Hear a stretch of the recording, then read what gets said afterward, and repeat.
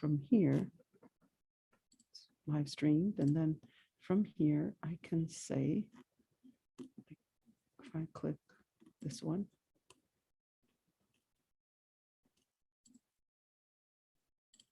okay. So this is the link. They can actually hear us from now.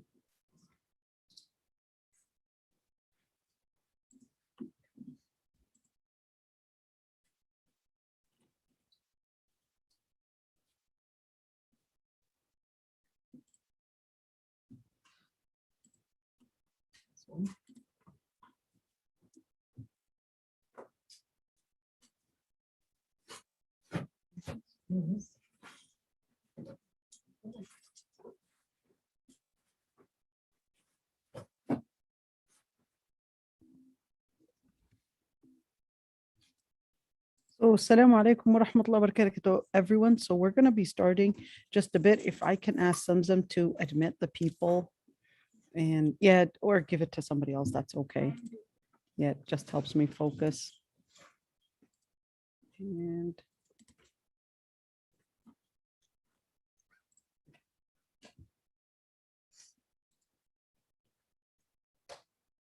so inshallah, today we're actually going to be finishing or continuing, not finishing, but continuing the second segment of Surah Maryam.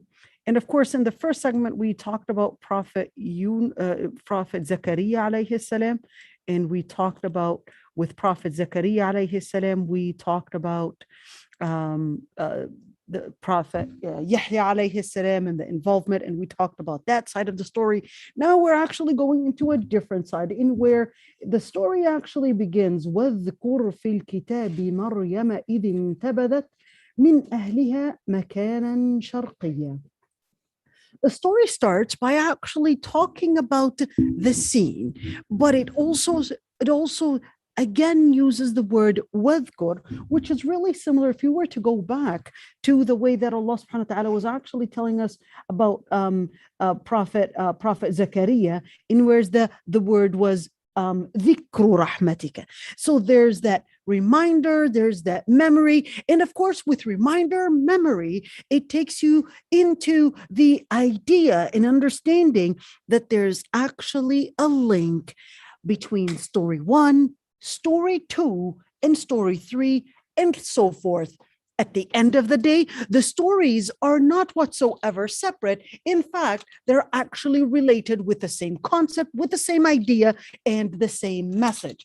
So in the part, sorry, let me just take this one off. In the part with Prophet Zakaria alayhi salam, it was wanting to remind us of the rahmah, of the mercy of the Lord Almighty. But in the part about Prophet Isa alayhi salam and the Sayyidah Maryam, it was a different thing to remember.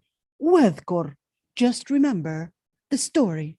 Recall the story when Maryam intabadat. The word says idin tabadat. Remember, now it's taken you into this place, but the place is bringing this character. The character is Maryam. Maryam, a lady that was very known as a woman, that she was a pious woman from Bani Israel.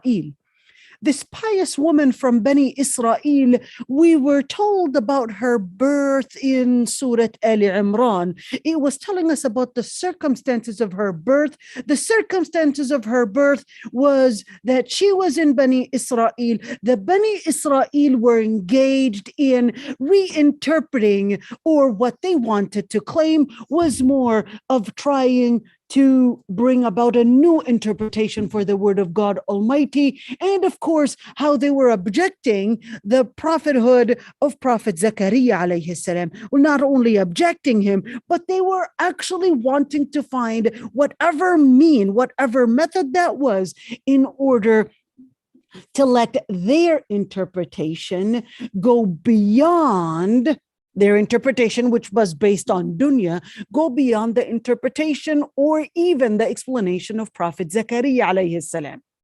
When the mother of Maryam felt that she was getting a baby.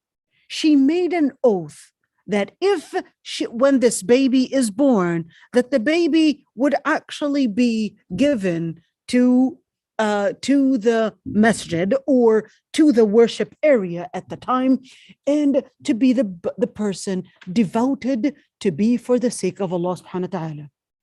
But the surprise was that this newborn baby was not a boy. Girls were not allowed whatsoever to enter the temple or to enter the worship area.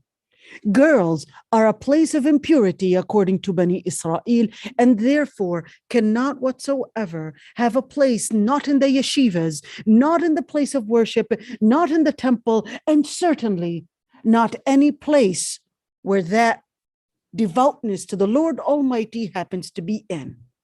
She did not know what to do because she had made an oath, and an oath is to be implemented. So, in the end, it was assigned by Prophet Zakaria alayhi salam that he would be the person to be her guardian in a specific area, and that she would practice her solitude, she would practice her ibadah away from all the men and away from all the different things, but she would still do her ibadah there. Everyone knew who Maryam was. Everyone knew that she was not just a woman of ibadah, but a woman of cleansing, a pure woman, a woman of dhikr, a woman that is not only recognized by the people, but recognized even by Prophet Zakaria that she was a saint, not like any other woman. In fact, even Zakaria alayhi salam would come to her and say, Maryam, where did you get these fruits from? Where did you get this food from? And she would say, it is from Allah Almighty. Allah Almighty gives her provisions to whomever he wills. Zakaria, although a prophet, was learning something every time he entered the little chamber that Maryam was in. Prophet Zakaria learned from Maryam, this girl that is not a prophet, this girl that was being so devout and spiritual. She was teaching him lessons. And from looking at Maryam, that's when it occurred to him, why don't I make the dua that the Lord Almighty would send me a son? Well, everyone knew who Maryam was, but the Lord Almighty then takes us into the other part of the story and says, when Maryam actually deserted her family, min ahliha. Why?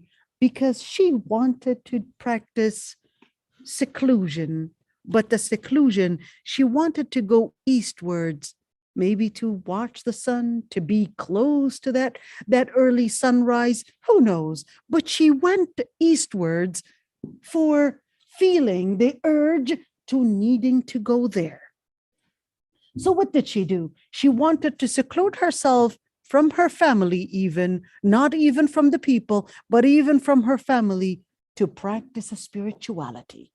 To practice, and this is really important, that at times you need to do the spiritual retreat where you would seclude yourself away from all the family, away from the different locomotion that is around you, in order to have a personal dialogue, a personal connection with the Lord Almighty, in where you would make your dua, you would make your religious connection, your spirituality, without all the different pollutions that could be there. That's what Sayyidah Maryam was doing. She went eastwards, and فَاتَّخَذَتْ مِن دُونِهِمْ حِجَابًا. And she took not only a special area, but she went in an area where it was more of a hidden area. Not anyone could notice that there was anybody there. She was really going a little bit not just in seclusion, but it was actually far away from anyone and what anyone could see. And then when she was in that area, of course, why did she take that hijab?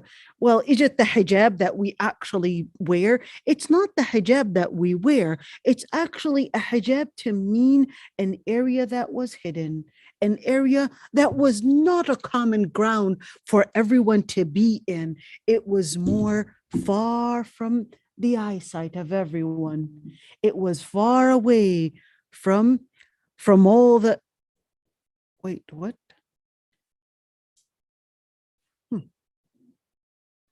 I'm getting that someone is signing in my account. Yeah, I don't know what happened. So let's see. Oh, actually, is it? Hold on. Let me just make sure that I'm not getting hacked right here without me realizing.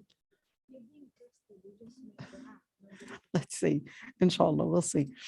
So here, in the end, is that she took a hijab in where she was trying to find a moment, a place, and a moment to do her da'wah and to do her dua in. Now, here's one thing you want to realize: the word hijab in the Quran actually appears in different words. So, for example, there's the hijab, but the hijab may not necessarily be covering.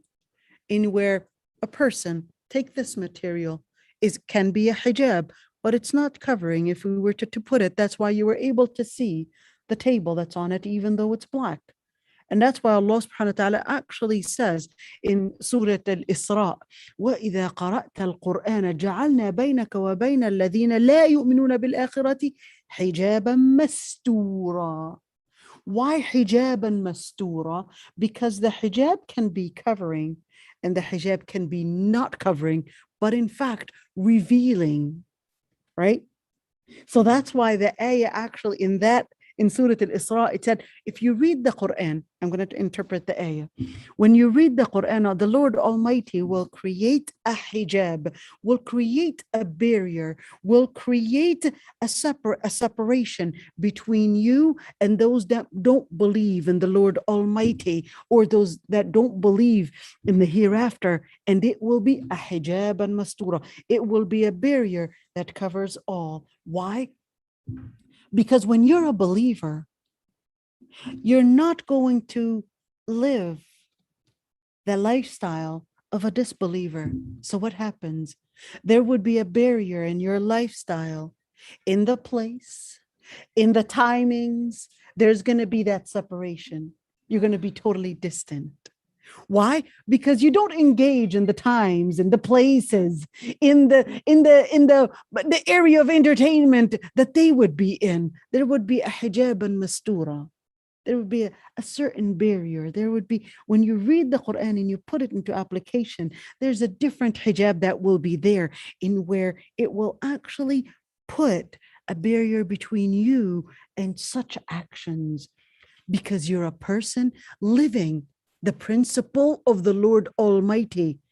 The principle of the Lord Almighty requires that you live for the akhirah, not for the dunya. But a person that's living for the dunya, they will be found in places of dunya, right? They will be found in places of dunya. A person living for the akhirah will be found in places of akhirah. And that's why they would be in two separate areas. Two separate areas. So here, Maryam actually took a hijab, a distant area. And what happened? At that time, when she took that seclusion, فَأَرْسَلْنَا إِلَيْهَا رُوحَنَا. At that moment, the Lord Almighty sent ruhana. What is ruhana? Now, the word ruhana actually here means that it was Jibril alayhi salam. But wait a minute. Does the word ruh always mean Jibril? Not always.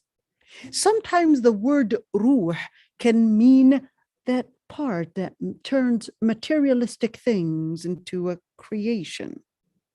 Something dead becomes alive by the word ruh, by the ruh.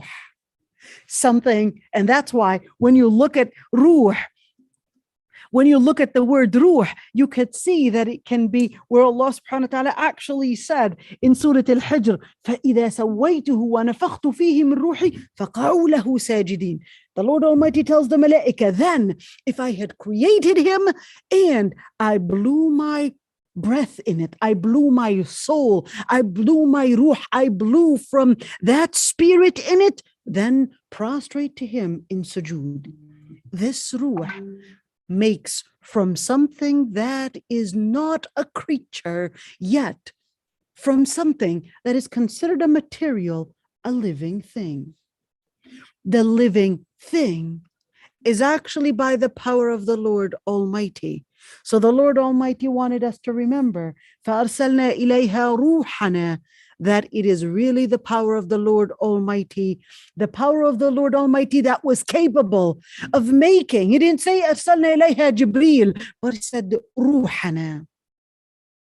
Even though it refers to Jibreel, but wanted to remind us, remember the capability, the power of the Lord Almighty that is capable of making a materialistic thing, something that has no soul in it, no life in it, nothing but a lifeless material, into a living thing. Well, that is exactly what happened, in where for us to remember that the Lord Almighty was sending with Jibreel alayhi salam the power of making the matter become into motion through ruh, through his power with Jibreel alayhi salam. Now that's why the Lord Almighty, in order to tell us that this life that you're living is actually what you would consider as matter in motion, is actually a very, very short, a very temporary, very short period of time. Which is why the Lord Almighty actually said, وَإِنَّ الدَّارَ الْآخِرَةَ لَهِيَ الْحَيْوَانُ لَوْ كَانُوا يَعْلَمُونَ. That dar al-akhirah, the hereafter, is really the life that is life after life after life. In other words, it's a continuous life, but the life that you're living here is nothing but temporary. Who's capable of making this ruh that brings and makes the matter into a living motion, into a living being? It is the Lord Almighty. And therefore, he's capable of giving it a specific time to live in, and he's capable of making it live forever and ever and ever in the akhirah. And that's why in another ayah, when we look at the word ruh, there's another interpretation. There's another ayah that gives us another interpretation for the word ruh. The other interpretation is that when we're talking about ruh, that it is actually what brings not only life, literally life, but the other type of life, which is the revival of life. The revival of life to mean spirituality. Which is why Allah subhanahu wa ta'ala says, يَا أَيُّهَا الَّذِينَ آمَنُوا اسْتَجِيبُوا لِلَّهِ وَلِلرَّسُولِ إِذَا دَعَاكُمْ لِمَا يُحْيِيكُمْ. In another ayah, Allah subhanahu wa ta'ala says, and answer and respond and obey the call of the Lord Almighty and his prophet when he calls on to you to come for an invitation to what will make you live. Wait a minute, aren't we already alive? So what do you mean that will make us live? Because this life is very limited. So when it talks about that will make us live, in other words, that will make us live the ultimate and true life, and not the temporary life that we're in, which is in the akhirah. So now when we look at فَأَرْسَلْنَا إِلَيْهَا رُوحَنَا, in where the same exact word ruh, just as نَزَلَ بِهِ الرُّوحُ الْأَمِينُ. When Allah subhanahu wa ta'ala tells about the Prophet tells about the Quran, نَزَلَ بِهِ الرُّوحُ الْأَمِينُ, that the Lord Almighty had actually brought and sent down and revealed the Quran through الرُّوحُ الْأَمِينُ, the ruh, the angel that is a trustworthy angel. Now, فَأَرْسَلْنَا إِلَيْهَا رُوحَنَا, is here referring to us that this power, are you guys with me? Now we took all the meanings. Now it's telling us that this angel came to bring about the power to show you one message, the same exact message that was sent on to Prophet Zakaria alayhi salam. The message was not because you have the materialistic things that make matter go into a specific motion, or the physics and how you consider the composition of something. That's not what really makes the life that surrounds you. But it is actually the power of the Lord Almighty, which is why Allah subhanahu wa ta'ala said that here, فَأَرْسَلْنَا إِلَيْهَا رُوحَنَا, for you to connect Jibreel and connect the power of the Lord Almighty to make something lifeless into life, even without the necessary factors that you as a human being had learned about the function of nature, the function of how things in nature work. Jibreel alayhi salam came to a woman that definitely was not married, a woman that was not known of doing or practicing any illicit actions, a woman that did not have any bond with any male. Therefore, how is it and what is really going to happen? Let's move on.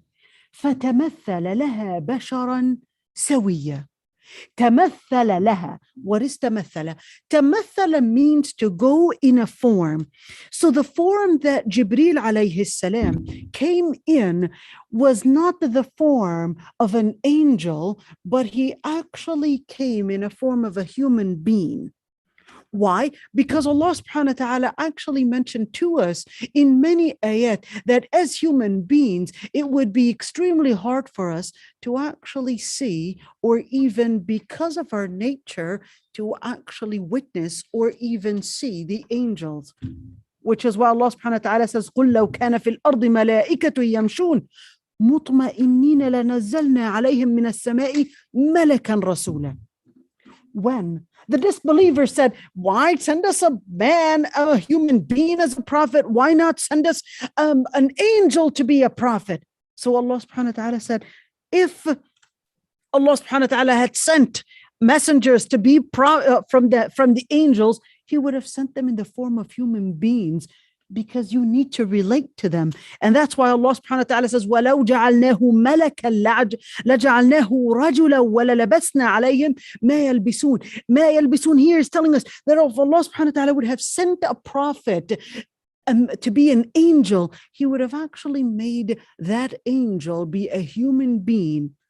Now, in the story of where the Prophet ﷺ was sitting with the Sahaba, the hadith narrated by Umar ibn al-Khattab, he says, while we were sitting with the Prophet ﷺ, إِذْ طَلَعَ عَلَيْنَا رَجُلٌ, a man appears, شَدِيدُ بَيَاضِ الثِّيَابِ, very white garment, شَدِيدُ سَوَادِ الشَّعْرِ, very black hair, لَا يُرَى عَلَيْهِ أَثَرُ السَّفَرِ.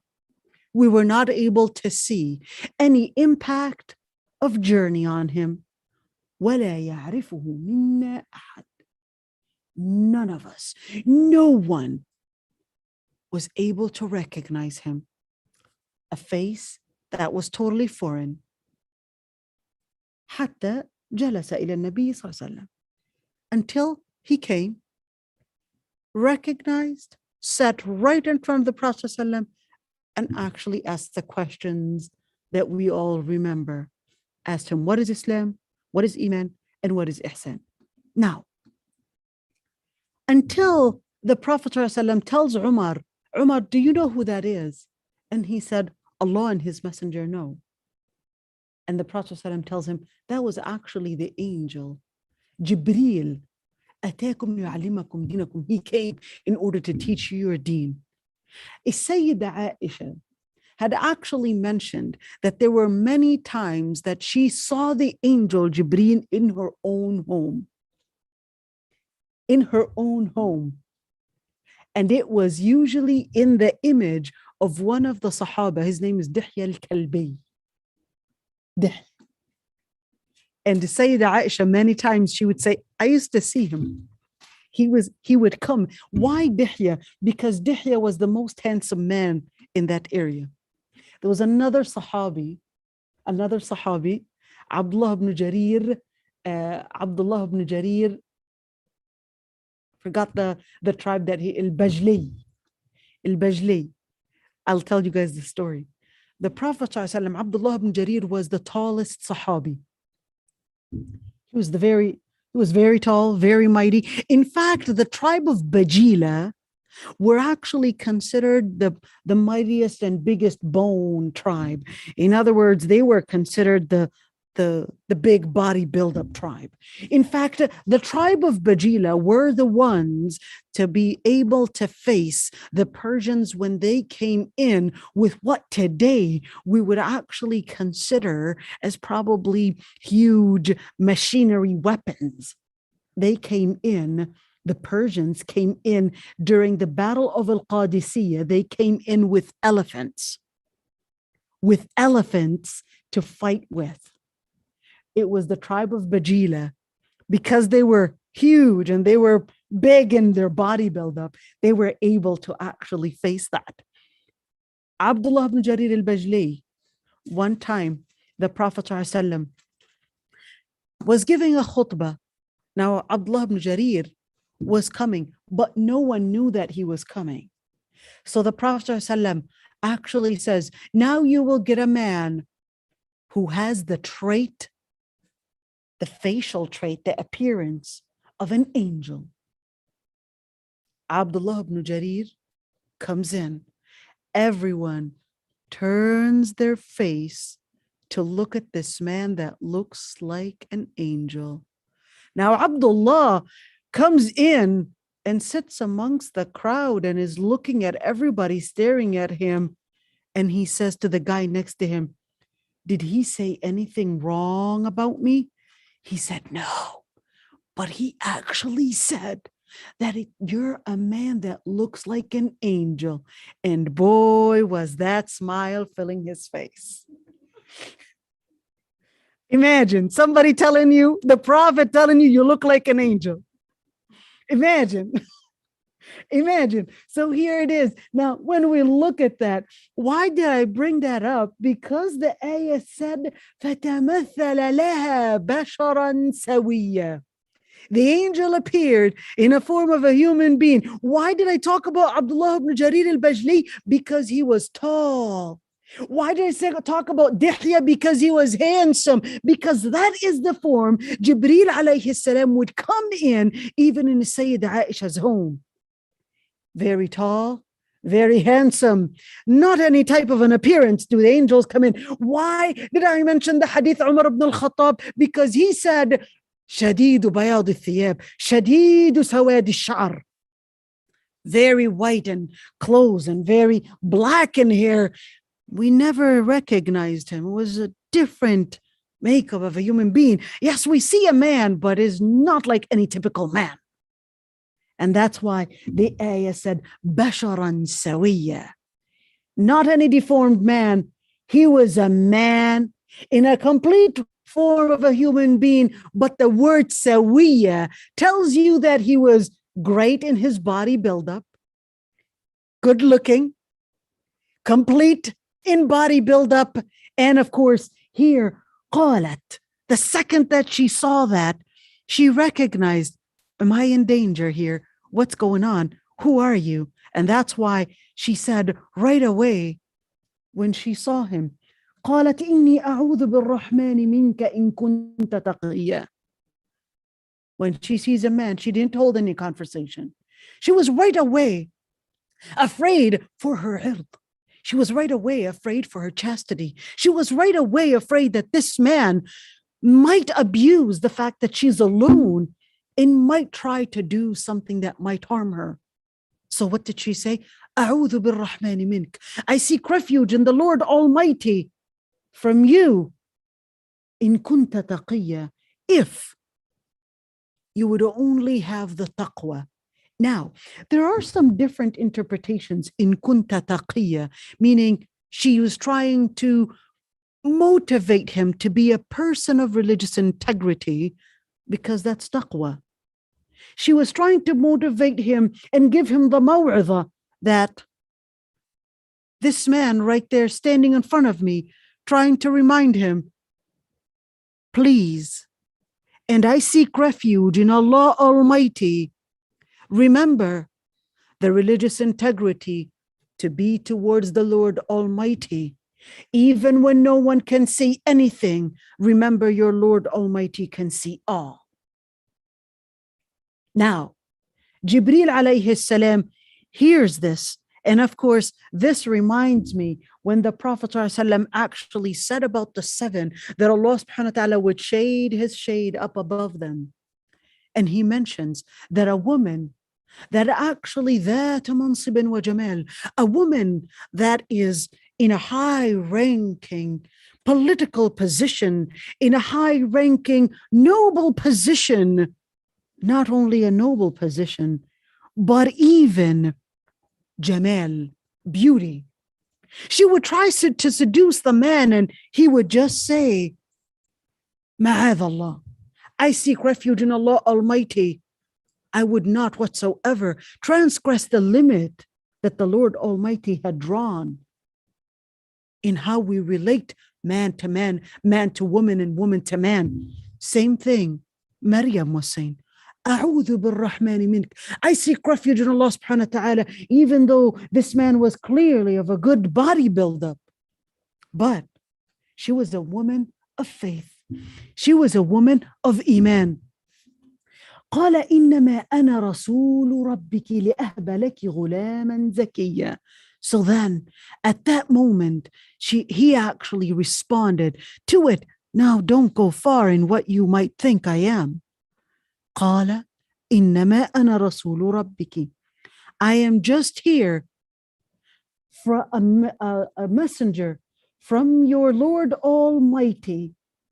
رسول ربك, a messenger from your Lord, in order to grant you غلاما زكيا, a young boy, but not any young boy. He's actually Zakiya. He's actually a boy of purity. He's actually a boy of religious integrity. He's actually a boy that lives to give and live up to the mission that he will be given. So she understood that this is not any normal being. She remembered that this was similar to the different things that she was getting before. She was already getting the training when Allah subhanahu wa ta'ala would send her fruits and vegetables and different things. And Zakaria would come and say, where did you get this from? And she would say, it's from the Lord Almighty. He gives whom he wills. So clearly, she recognized Jibreel. She recognized the angel because she had already been granted other things previously. She recognized the provisions were different types. She recognized Jibreel alayhi salam. He's the same Rasul. So here, the same question that Zakaria alayhi salam, and not only Zakaria, but the same question that Ibrahim alayhi salam had asked. How are we going to get a child? Again, they question in the same way, using our human understanding of nature, our human understanding of how the pattern in this world takes place. Zakaria asked the question. Ibrahim alayhi salam asked the question. And the wife, فَصَكَّتْ وَجَهَا وَقَالَتْ عَجُوزًا عَقِيمٌ. She slapped her face when she heard the angels say that she was going to get a baby. فَصَكَّتْ وَجَهَا. How is that even possible? And she said, well, my husband is barren. How is that even possible?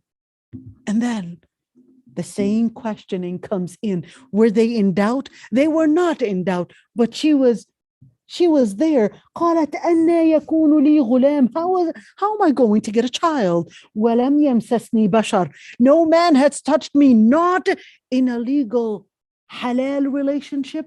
وَلَمْ أَكُ بَغِيًّا. And I'm not a woman of any form of an illicit behavior or engaged in any illicit relationship. وَلَمْ أَكُ بَغِيًّا. How is it possible that I would get a child? In other words, she's a woman that was also always, imagine, subhanAllah, this woman is right there teaching us, and all didn't recognize, you probably didn't know at the time, that she was going to be the lesson that all women would later learn, that the most important thing in your relationship with a man is that it would be in a halal relationship. She's a woman. She's a woman of honor. She's a woman of discipline. She's a woman of connection and connecting with the Lord Almighty. She's a woman of deep religious integrity. In where, how is that even possible? She was definitely aware of what makes a reproduction. She was definitely aware of what makes children. And that's why she said, how is that even possible? How can that happen? But then he responds, قال كذلك قال ربك هو علي هين. Now, we all know that when we're looking at our understanding as human beings of the natural laws, that laws of biology or the laws in physics and the different things, we would usually know that, well, something might be harder and something might be easier.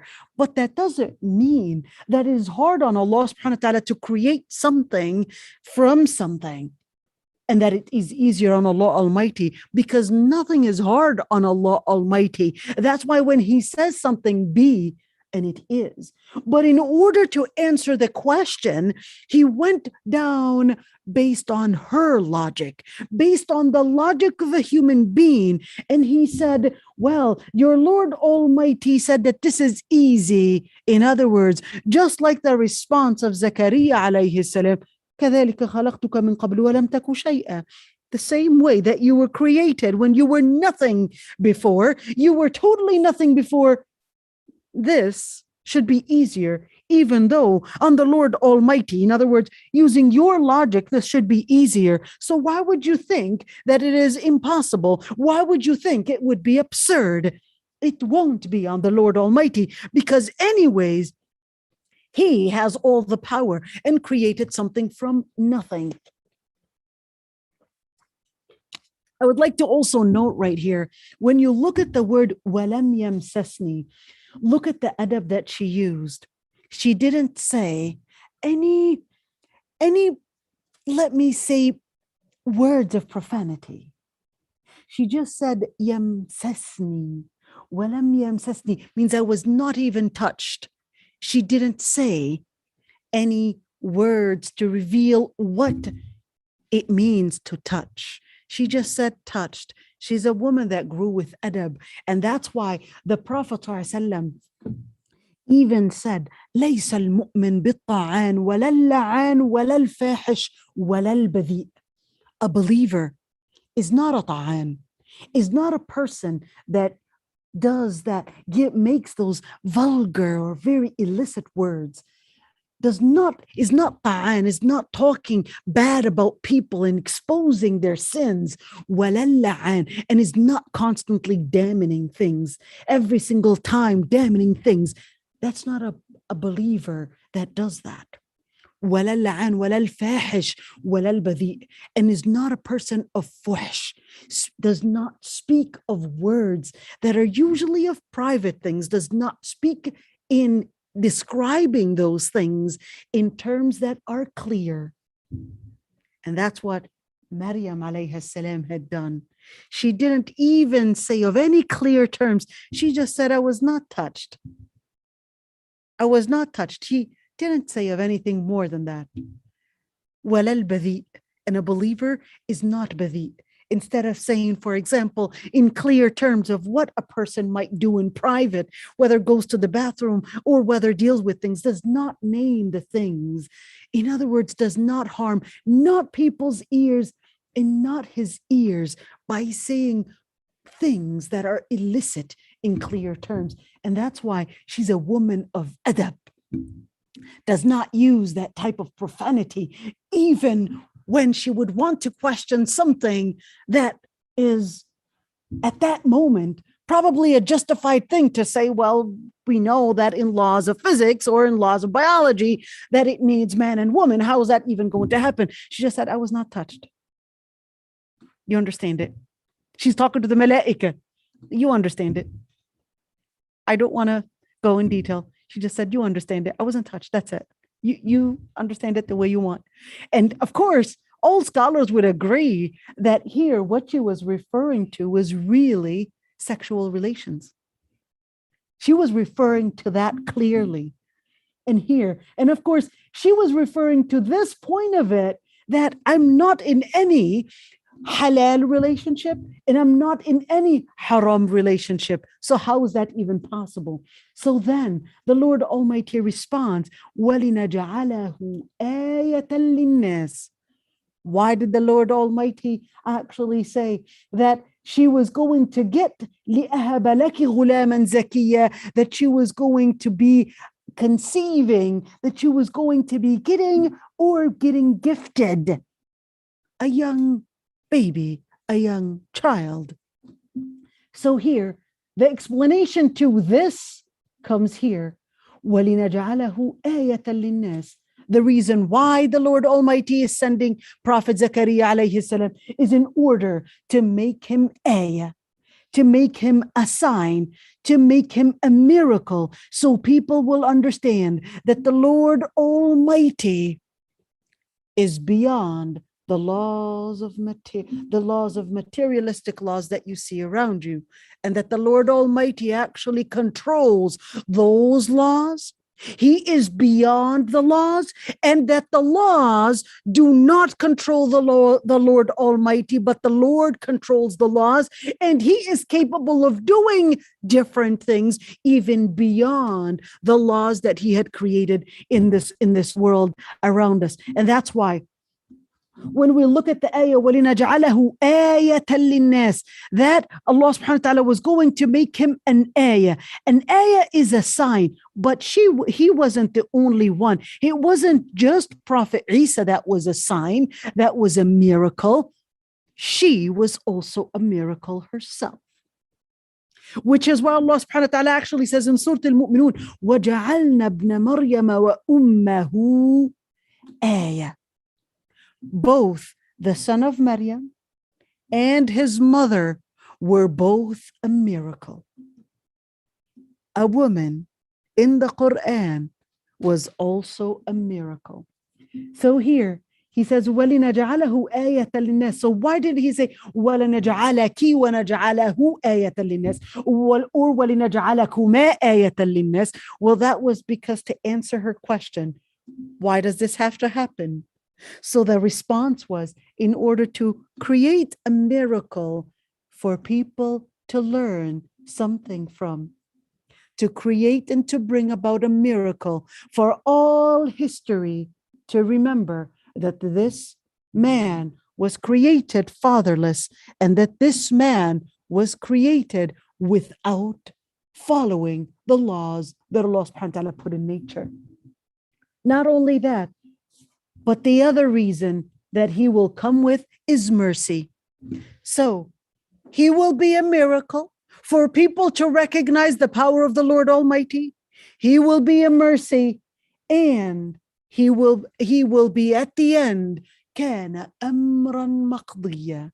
This matter is a matter that has been destined, that has been decreed by the Lord Almighty. Now, when she realizes that this has been a matter that was decreed, this has been a matter that was finalized by the Lord Almighty, and that's where she actually takes the position of submitting to the Lord Almighty. And then the ayah says, فَحَمَلَتْ. She recognized that this is an order from the Lord Almighty. This is a decree. No questions, no further questions asked, nothing. سَمِعْنَا وَأَطَعْنَا. O Lord Almighty, I submit to you.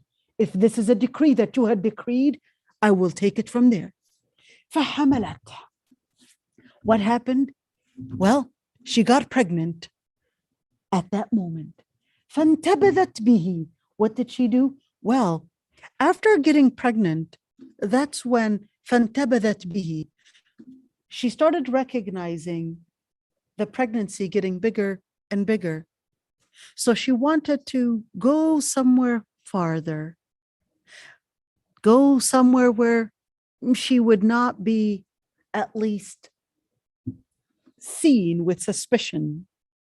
So what did she do? فانتبذت به. Now this انتبذت is different than this انتبذت. In other words, this انتبذت, although it means the same thing, but here the first time when she had went farther away from her family, this is the first time. But that's when the malak came to her, and then she comes back to her family. But then that was the conversation. That was the first conversation with Jibril alayhi salam. Then when she got pregnant and she started noticing that the pregnancy was starting to become noticeable, that's when فانتبذت به مكانا قصيا. That's when she went farther away where she would not be seen. She didn't want to be humiliated. She didn't know what to respond. She didn't know what to do. So she just went away. The Lord Almighty said this was going to happen to me. I will just submit to the Lord Almighty. All right. If so it means, if so the Lord Almighty decreed, I will take it. So then, فَأَجَاءَهَا الْمَخَاض. Now, you could see that the letters fa and fa right here. This doesn't necessarily always mean that there was a large time lapse or there was an immediate happening, something happening immediately. It can mean that there was some time lapse between when she got pregnant and then when the pregnancy got bigger and then when later she started feeling the contractions and that coming in right there. So then, فأجاءها المخاض إلى جذع النخلة. Then the contractions started coming to her. فأجاءها المخاض. But she didn't know what to do. So she went and leaned against a trunk for a palm tree. She wanted support. So she goes. The contractions grow stronger and stronger. So she starts leaning and she leans and gets the support from a palm tree's trunk. And then the pain that she's going through reminds her of the pain that is probably coming to her and probably coming at her. Remember, as human beings, when we fall in sorrow and pain, another pain reminds us of another pain. I would get usually phone calls of a sister, for example, telling me about the struggles that she's going through with her husband, and the struggles that she's going through with her husband reminds her of the struggles when she was probably dealing with other struggles when she was a young girl, and the list goes on and on. Different traumas connect to each other. So the trauma that she was in, which is the pain that she was in, reminded her of a coming pain, but that pain is different. This is the physical pain, but the social pain of probably putting her reputation at stake is something she feared. And that's why she said, يا ليتني مت قبل هذا. I wish I had died before all this. And I was nothing but someone that was forgotten. Well, Maryam was not forgotten. Maryam was remembered to be later the most important figure in history. She was not forgotten. She was wishing here. She was hoping that this was something that she had just died long time ago and no one remembered and no one knew anything of her. But at that moment, the support was coming at her. فَنَادَاهَا مِن تَحْتِهَا. The voice called her. Who's the one calling her? It wasn't Jibril alayhi salam. It was actually Prophet Isa alayhi salam. He called her from underneath her, because when it said min tahtiha, it is to indicate that Prophet Isa alayhi salam, where does a woman get labor from? Well, it was from underneath. So it was to indicate that it was really Prophet Isa alayhi salam calls her from underneath her. And he says, don't feel sorrow. Don't be saddened. قد جعل ربك تحتك سريا. Your Lord Almighty had brought flowing rivers right underneath you. The water seems like there was a trail of water that was brought to her during that moment to show her that don't worry, you've got not only water coming at you, and here to show her that the miracle right in front of you, I'll be there. The Lord Almighty lets Prophet Isa alayhi salam speak at that moment to comfort her. The miracles of the Lord Almighty are still there. Don't worry. Don't feel the sorrow. Don't be afraid. So what else? وَهُزِّي إِلَيْكِ بِجِذْعِ النَّخْلَةِ. Now, if you want the rizq, shake on to the palm, that jidr, that trunk, that branch, shake on it. Just to give it a little shake, give it a little tap, and then تساقط عليك, the palm trees will be falling. It didn't say تسقط عليك, تساقط. In other words, you have to do your effort, put in some energy, and we'll make the rizq come down to you. Will make the rizq come down. Not that. So in other words, the reality is she shook the tree, but the shake wasn't what brought the dates down. It wasn't what brought the dates down. To saqat, they were brought down.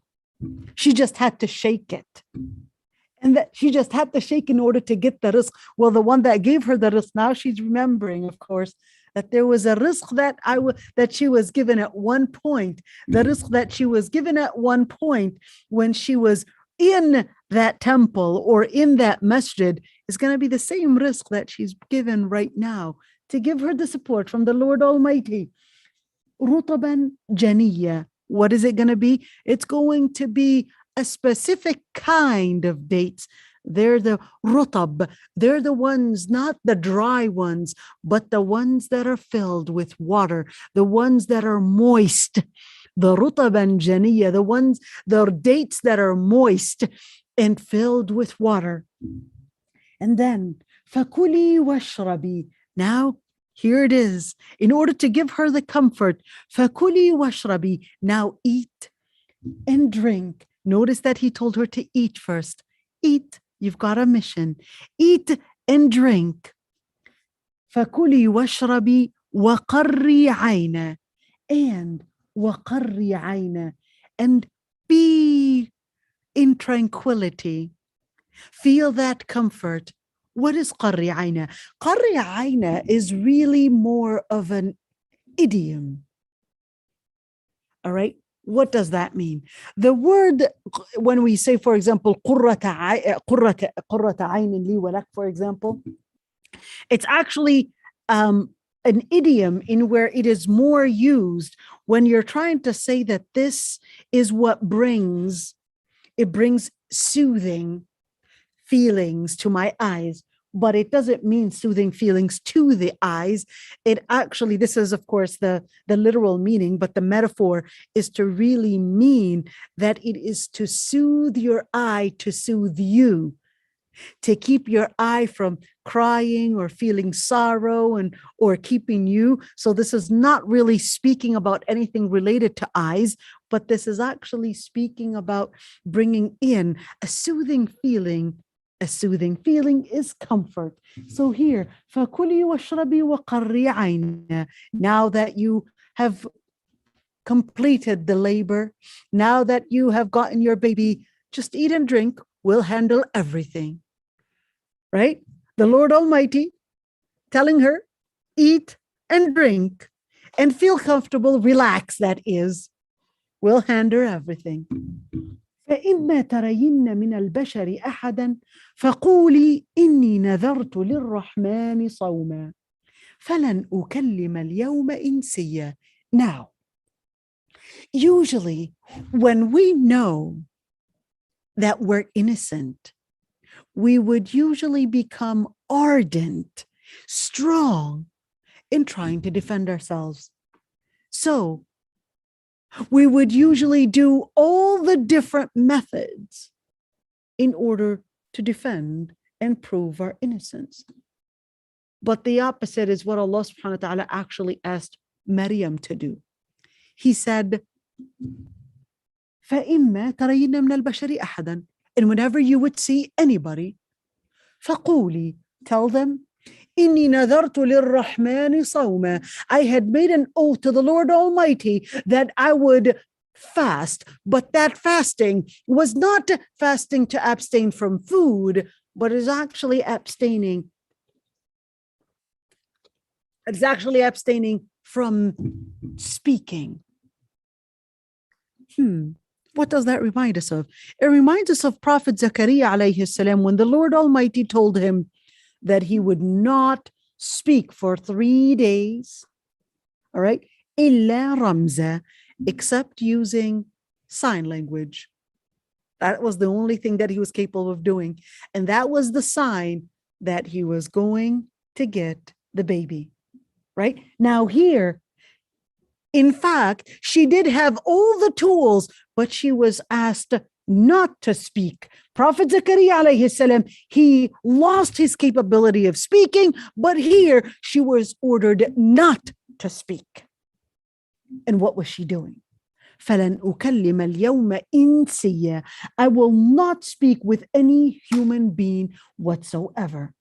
Now, what did she do? A woman that committed a crime would actually run away, would actually find a secure area so as not to face the crime, or at least those that might harm her and accuse her of illicit behavior. But instead, what does she do? She actually comes to her family. So what does she do? فَأَتَتْ بِهِ قَوْمَهَا تَحْمِلُ. She actually came to her people carrying him. If you're actually committing a crime, would you carry your crime with you? You wouldn't carry your crime with you. So what did she do? She actually came carrying him with great honor. With great honor. Coming in. And what does she do? قالوا يا مريم لقد جئت شيئا فريا. She's after before saying, oh, I wish I was dead. Oh, I wish this never happened to me. After saying that, now she's with full honor, confident that the Lord Almighty is actually proving, not only capable of proving her innocence, but even more than that, giving her honor for all mankind to remember and recognize. So when she came, they were all speaking. Did she say anything? She didn't. What did they say? They said, oh, Maryam, you had come with something, fariya. You had come with great suspicion, blasphemy, with something that is very big, indicating that you have committed a mischievous behavior. Fariya.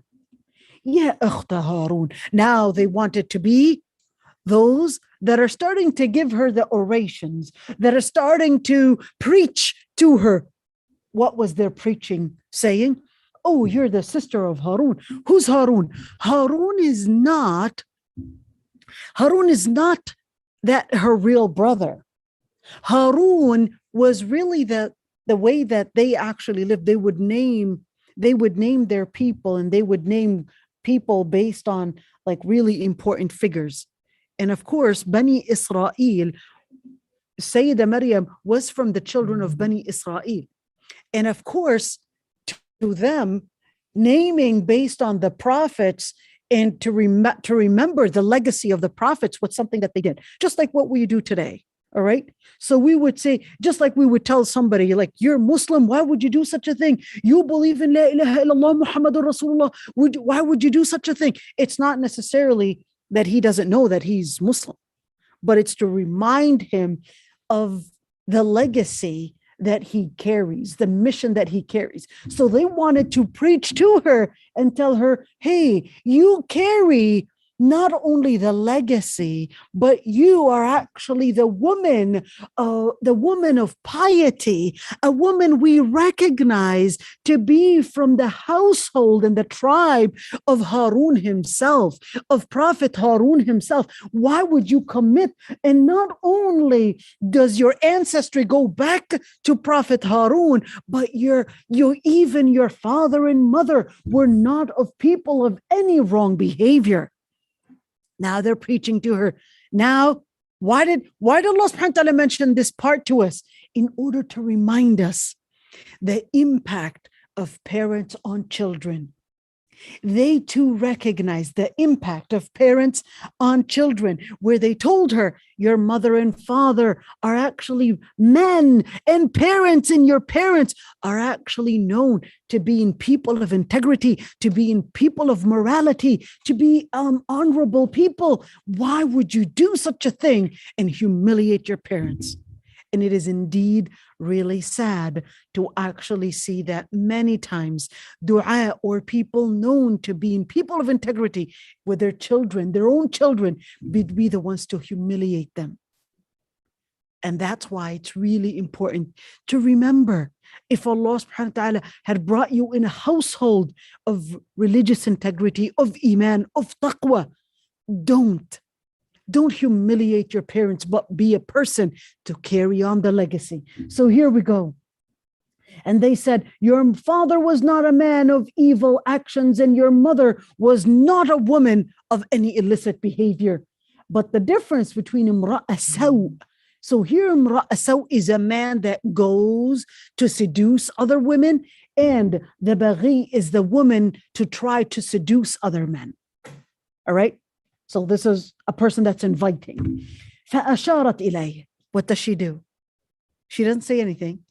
Once they all gather and everyone is talking, all she does, with complete confidence, فَأَشَارَتْ إِلَيْهِ. She just pointed at him. قَالُوا كَيْفَ نُكَلِّمُ مَنْ كَانَ فِي الْمَهْدِ صَبِيًّا. They said, how are we going to speak with a child? What did they doubt? They said, how are we going to be able to speak to a child? They doubted their own capacity. How are we going to talk to him? So, wait a minute. You doubt that he's going to speak, not you doubt how are you going to talk to him. That's what makes sense, right? So then Prophet Isa alayhi salam speaks in his cradle. What does he say? He says, Inni abdullahi atani al-kitaba wa ja'alani nabiyya. He says, I am the servant of the Lord Almighty. He had given me the book and he had made me a prophet. Now everyone's listening right here. But how is it that atani al-kitab? How was he granted the book? They already knew what a book is. They already had a scripture. So this is in front of them, a prophet that will be coming with a scripture. They recognize that there was going to be a scripture that the Lord Almighty would send with this prophet right before their eyes. He continues to say, and he had made me blessed wherever I would go, and he made it a will upon me that I would perform my prayers. I would pay the zakah, pay the charity as long as I live. What was that? It was the Lord Almighty disciplining the Prophet Isa alayhi salam, even in his cradle. In other words, it reminds me of the hadith where the Prophet ﷺ said that the malaika would actually come and they would say, Irab shaqiyun aw sa'id. Oh, the Lord Almighty. Oh, Lord Almighty, is this person shaqi or is he sa'id? Is he a person of hellfire or is he a person of happiness in Jannah? So here you could see that he said, oh, it was actually right here that the Lord Almighty had disciplined him and taught him what he would be living into, in where salah, zakah is the first lesson that he actually learned as a baby. even as a baby, the tenets of deen.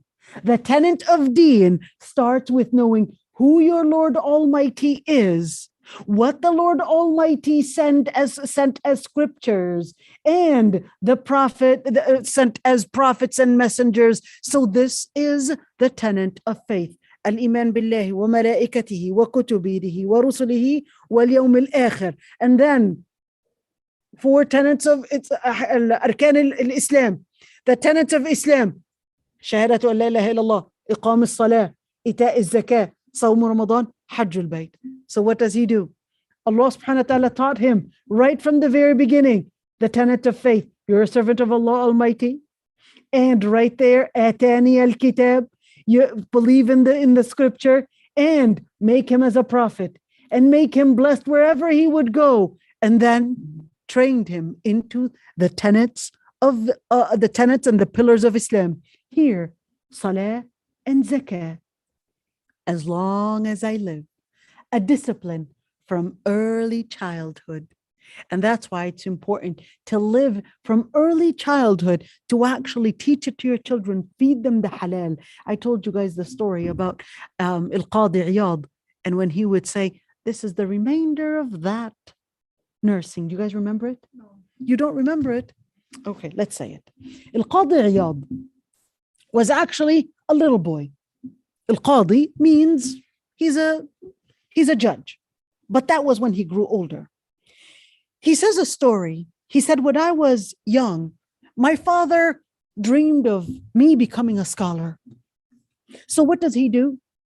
He's always telling me to eat halal. And then he was always telling his wife to feed him halal.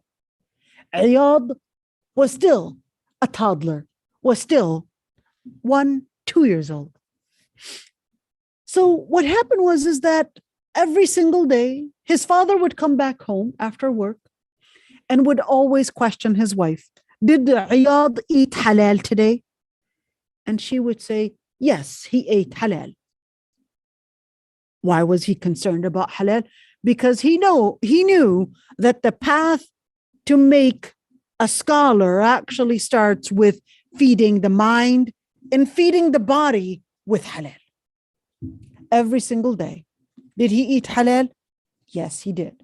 One day, the kids in the neighborhood, they actually wanted to take Iyad to play. Iyad started crying. Mom accepts that Iyad would go with them. Iyad was just a little boy, and Iyad with the little children who didn't want to come back to bring Iyad to his mom, they wanted to continue their playing. So Iyad starts crying because he got hungry. He's a little boy.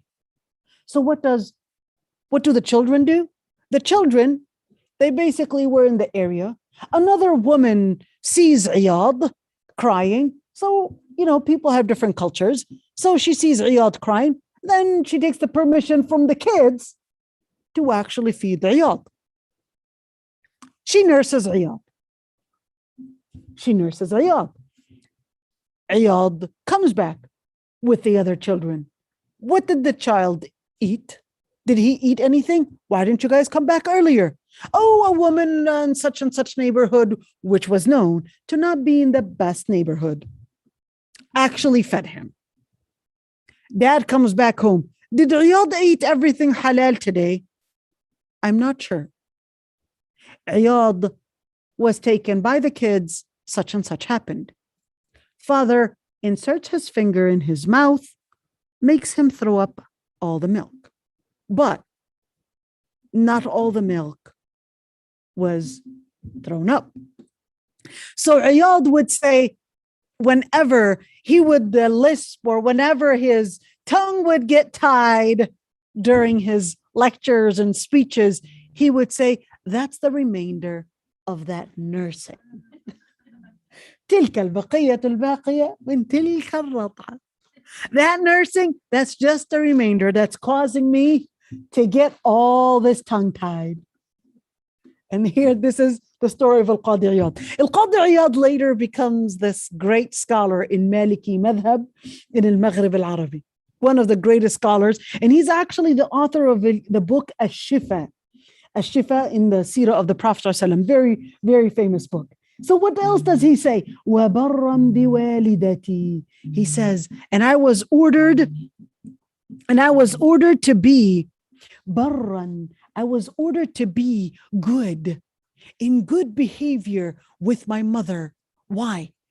Because this is to actually respond to some of the verses in the New Testament in where Prophet Isa alayhi salam practiced some kind of disrespect to his mother. And just like according to, I think the Bible, the Gospel of John, I think chapter 2, verse 4, where he actually said, you know, what do you have to do with me, when she told him that he has to be like a man of mission or something like that. And he just started yelling at his mother. So the ayah is responding that no, Prophet Isa alayhi salam, from his early infancy, Allah subhanahu wa ta'ala actually made him speak what discipline he was actually being brought into, in where being good even to his mother. And he did not make me jabbaran shaqiyya. He did not make me, the word jabbaran means a bully. When you transgress the limits with people, you are a bully. But when you transgress the limits with Allah subhanahu wa ta'ala, you're shaqi or asiyya. Remember, with Prophet Yahya alayhi salam, it said jabbaran asiyya. But here it said jabbaran shaqiyya. The difference is really when we're looking at jabbaran asiyya, in where he was not transgressing the limits with the Lord Almighty. And here it really means the same thing at the end, but here shaqiyya, in where he was on the path of the Lord Almighty from day one till the end, following the discipline of the Lord Almighty that he brought him in. And peace and blessings be upon me on the day that I was born, and the day that I die, and the day that I would be resurrected alive. What happened? ذلك عيسى ابن مريم قول الحق الذي فيه يمترون. That is, or those are, the real words of Prophet Isa, the son of Mary. Those are the true words that they would all dispute in. ما كان لله أن يتخذ من ولد. Indeed, the Lord Almighty would not take any children, does not beget, and has not begotten. Why? Because that would be a creature, and the Lord Almighty is the creator and not a creature. Subhana. Why? Because there's no Lord, no one like unto the Lord Almighty. In other words, don't apply the laws that you find in nature, don't apply it on the Lord Almighty. The laws of male and female, the law of reproduction, the law of something coming from something, or the law of completing, or the law of lacking energy, lacking power, weakness, etc. Subhana. Don't apply the laws that you see in nature on the Lord Almighty, because subhana, he's beyond all these laws, because he's the maker of those laws. There's no one like unto the Lord Almighty. إِذَا قَضَى أَمْرًا, the lesson, the theme out of all the story, when he wills something, when he decrees something, فَإِنَّمَا يَقُولُ لَهُ kun fayakun. When he decrees any matter, he will just tell it be, and it is. That is the lesson to be learned from Prophet Zechariah's story and Prophet Isa alayhi salam's story, is that when the Lord Almighty decrees something, his power exceeds all the powers and all the different laws that you see in the nature around you. وَإِنَّ اللَّهَ رَبِّي وَرَبُّكُمْ. And my Lord and your Lord is one. فَاعْبُدُوا. So therefore, worship him. وهذا صراط مستقيم. We'll continue next week, inshallah. Any questions before? They didn't even do the adhan. So we'll continue next week, inshallah. And if you have any questions, please do send them. Inshallah. Assalamu alaikum.